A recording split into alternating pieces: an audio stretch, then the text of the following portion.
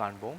புதுச்சேரியில் இருந்து தனிநபர் தன் சொந்த நுகர்வுக்காக 4.5 லிட்டர் வரை மதுபானம் கொண்டு வரலாம் என தகவல் பரவிய நிலையில் 90 மில்லி மதுபானம் எடுத்து வந்தாலும் கடும் நடவடிக்கை பாயும் என கடலூர் மாவட்ட மதுவிலக்கு ஆயத்தீர்வுத்துறை விளக்கம் அளித்துள்ளது.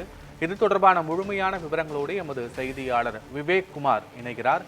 விவேக் குமார், அண்மையில் நீதிமன்றமும் இதற்கு உத்தரவு தந்ததாகவும் சோசியல் மீடியால 4.5 லிட்டர் வரை மதுபானம் எடுத்து செல்லலாம் என்றும் தகவல்கள் பரவியது. விவரங்கள் என்ன?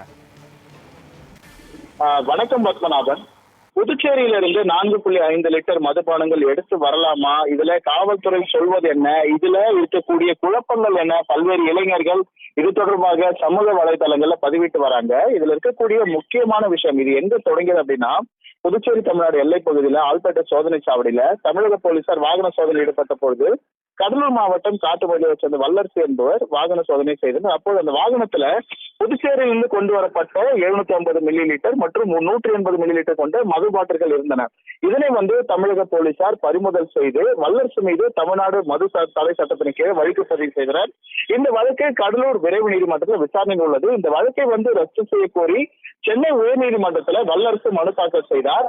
இந்த வழக்கு நீதிபதி நிர்மல்குமார் முன் விசாரணைக்கு எடுத்து வந்தது. அப்போது மனுதாரர் தரப்புல தனிநபர் பயன்பாட்டுக்காக ஒருவர் 4.5 லிட்டர் மதுபானம் வைத்துக் கொள்ளலாம் என கடந்த 2017ஆம் ஆண்டு தமிழக அரசு அரசாணை பிறப்பித்துள்ளது. எனவே இதன் மீதான வழக்கை அவர் பாதித்தார். இதனை அடுத்து வழக்கை விசாரித்த நீதிபதி 4.5 லிட்டர் தனிநபர் சொந்த பயன்பாட்டுக்கு வைத்துக் கொள்ளலாம் என அரசு விதி உள்ளது.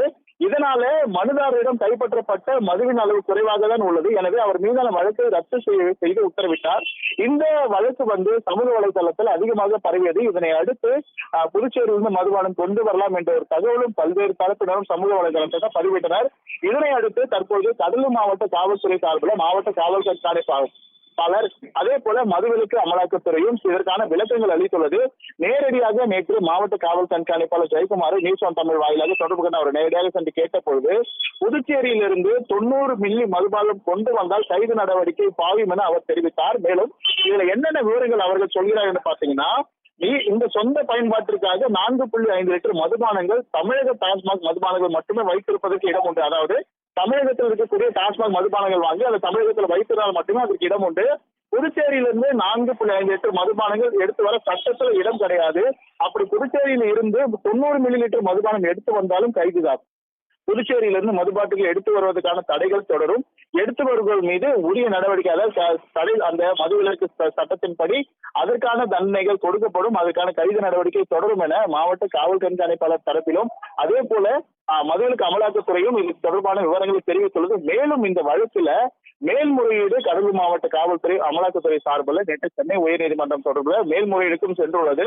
மேலும் அது தொடர்பான விசாரணை நடைபெற்று வரக்கூடிய சூழ்நிலையில இந்த மது கொண்டு வரலாமா வேண்டாமா, தமிழகத்தை புதுச்சேரியிலும் தமிழகத்துக்கு மது கொண்டு வரலாம் என பல்வேறு விவாதங்களும் பல்வேறு சமூக வலைதளங்கள்ல இதுபோல் பரவிட்டு வரக்கூடிய சூழ்நிலையில புதுச்சேரியிலிருந்து மது கொண்டு வர தமிழகத்திற்கு கொண்டு வருவதற்கு எந்த ஒரு அரசாணை பிறப்பிக்கப்படவில்லை. மேலும் அப்படி கொண்டு வந்தால் அது குற்றமாகவே கருதப்படும். அதற்கான தண்டனைகளும் கொடுக்கப்படும். கைது நடவடிக்கை தொடரும் என்று தற்போது இருக்கக்கூடிய விளக்கமாக காவல்துறை தெரிவித்துள்ளது. மேலும் இது தொடர்பாக சமூக வலைதளங்கள்ல இளைஞர்கள் மற்றும் பலர் அங்க புதுச்சேரியிலிருந்து கொண்டு வரலாம் என்ற எண்ணத்தோடு சென்றால் அதற்கான நடவடிக்கை பாயும் என மாவட்ட காவல்துறை சார்பில் தெரிவிக்கப்பட்டிருக்க பத்மநாபன்.